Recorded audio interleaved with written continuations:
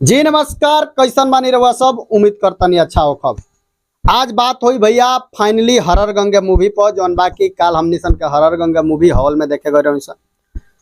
हरर गंगे मूवी के पूरा रिव्यू आज हुई, पूरा वीडियो में बनल रही। एक एक बात बताएम कि हरर गंगे मूवी में मतलब कितना का बा, कैसन कहानी बा, सब बात इनमें आज बनल रही वीडियो में। हम बता दी कि हरर गंगे मूवी जौन बाकी पावर स्टार पवन सिंह के बहुत बेहतरीन मूवी बा। आ ये मूवी के मतलब ये मूवी धार्मिक मूवी बा, ये गंगा जी के सफाई पर मूवी बा। आ ऐसन मूवी के हमनी सन के बढ़ावा देवे के चाही। सबसे पहले बात करम हरर गंगे मूवी में पावर स्टार पवन सिंह के सीन के। तो सबसे पहल का सीन बा कि पावर स्टार पवन सिंह के जौन बा की जन्म होता। जन्म भइला के बाद से गुंडन के दबाव से इनका के गुंडा बचपने में मारे के चाहता रहा, जौन बार इनका जन्म भई रहता। वही बेरा इनकर महतारी का कर तारी कि एगो नाव में रख के गंगा जी के सौंप दे तारी कि हमरा बेटा के गंगा जी रक्षा करी है। ओकरा बाद दह के दूसरा गांव में जाता रहे नाव पर। मतलब ओकरा बाद का होता कि जब दूसरा गांव में जाता रहे तो एगो मल्लाह के घरे इनकरा के लेके जाके पोसल पालल जाता। जे लेके जाता उनको कोनो संतान उन्तान ना रहेला, तो इनकर बहुत बचपने से देख रेख का सब। ओकरा बाद जब बड़ा होता रहे, सबसे पहले का बता दी कि जब मिलत रहे गंगा जी में से, तबे उलो मल्लाह के घर के लोग इनकर महतारी एक जानी जिन इनकर पोषण पालन करतरी, वो इनकर नाम गंगू रख देतारी। गंगू यानी गंगा जी में से मिलल बड़ा तो इनकर नाम गंगू हो गए। आ गंगू नाम रहता। ओकरा बाद इनका एगो पानी में हमेशा खेले के बा, पानी में नहाए के बा, पानी में रहे के बा। काहे कि मल्लाह के जानते बानी मछली वही में मरे तो लइका पैका भी वही में रहे।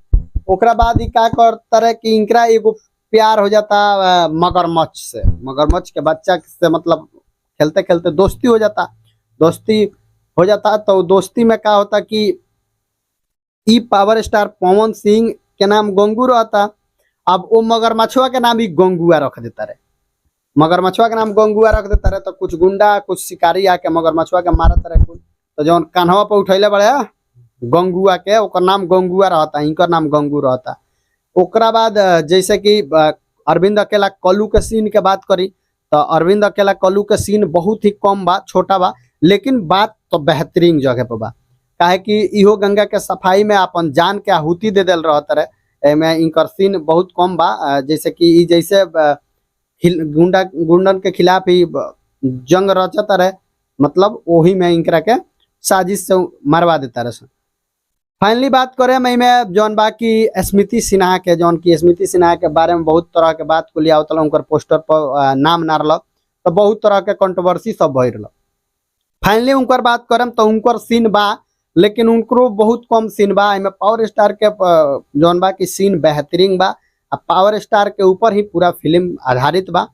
इनमें गुंडा जौन बड़े गुंडा नया देखावल बड़े, काहे कि बहुत सारा फिल्म हमनी सन के एक गुंडा अवधेश जी के, अवधेश मिश्रा जी के देखत देखत आदमी ही हो रहा। लेकिन एमे जौन बा कि अवधेश मिश्रा जी के नहीं रखल गई, एमे दूसरा कोई के रखल गई बा गुंडा के तौर पर। बहुत बेहतरीन फिल्म बा। सिर्फ सफाई के आधारित मूवी बा। रउआ सब इतना जानी कि सिर्फ सफाई के आधारित मूवी बा। रउआ सब खूब ये मूवी के बढ़ावा दी, खूब आशीर्वाद प्यार दी। जाकर रउआ सब फिल्म हॉल में देखे तो बहुत मजा आई। काहे कि मूवी जौन बाकी इमोशनल भी कर देता। काल बगल में एगो चाचा बैठे रहुन, हमनी के मूवी देखत रहुन, वो रोतो रहुन हंसतो रहुन। तब हर तरीका से ये मूवी